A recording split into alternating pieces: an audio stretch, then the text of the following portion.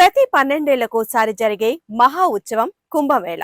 హిందువులు అత్యంత పవిత్రంగా జరుపుకునే వేడుక. ఈసారి యూపీలోని ప్రయాగ్రాజ్లో కుంభమేళ జరగనుంది. జనవరి 13 నుండి ఫిబ్రవరి 26 వరకు ఈ కుంభమేళ జరగనుంది. ఇప్పటికే లక్షలాది మంది సాధువులు, బాబాలు ప్రయాగ్రాజ్కు తరలి వెళ్తున్నారు. ప్రయాగ్రాజ్ ప్రాంతమంతా కాషాయమయంగా మారిపోయింది.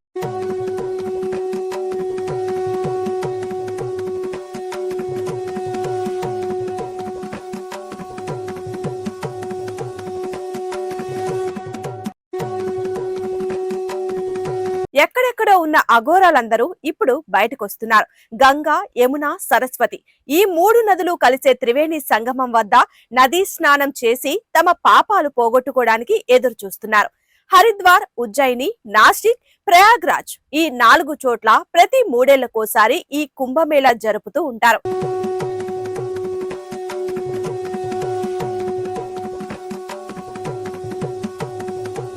ఈసారి ప్రయాగ్రాజ్ లో జరుగుతున్న మహా కుంభమేళ అత్యంత పవిత్రంగా భావిస్తున్నారు. అందుకే మామూలు కుంభమేళా కన్నా ఈ మహా కుంభమేళానికి ఎక్కువ మంది తరలిరానున్నారు. ఈ మేరకు ప్రభుత్వం అన్ని ఏర్పాట్లు చేసింది.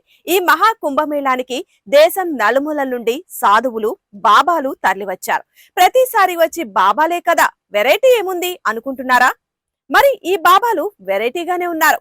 వీళ్ళ వేషధారణ, పద్ధతులు ఆశ్చర్యాన్ని కలిగిస్తున్నాయి.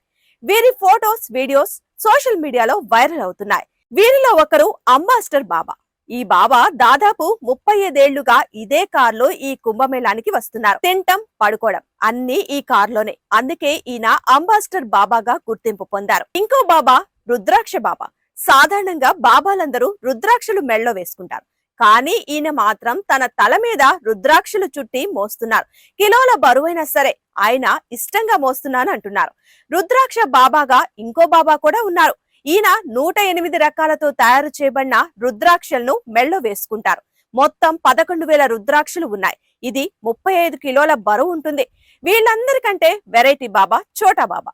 ఈయన స్పెషాలిటీ 35 ఏళ్లుగా స్నానం చేయకపోవడం. ఈయన ఎత్తు 3.8 అంగుళాలు, వయసు 57 సంవత్సరాలు. 3 దశాబ్దాలుగా స్నానం చేయకుండా ఉన్న ఈ చోటా బాబానే ఈసారి బాగా హైలైట్ అయ్యారు. మరొక బాబా కంప్యూటర్ బాబా. ఈయన ఎక్కడున్నా చేతిలో ల్యాప్టాప్ ఉంటదట. ఆయనకు ఈ ల్యాప్టాప్ లో కార్టూన్స్ చూడడం అంటే చాలా ఇష్టమట. గ్యాడ్జెట్స్, టెక్నాలజీ మీద ఈయనకు చాలా మక్కువ. అందుకే ఈయనకి కంప్యూటర్ బాబాగా పేరు వచ్చింది. ఇంకా మరొక ప్రత్యేక ఆకర్షణగా నిలిచిన బాబా అనాజ్వాలే బాబా. ఈయన తన తల మీదే వ్యవసాయం చేస్తారు. గోధుమలు, చిరుధాన్యాలు, పప్పు ధాన్యాలు ఇలాంటి వాటిని తల మీదే పండిస్తారు.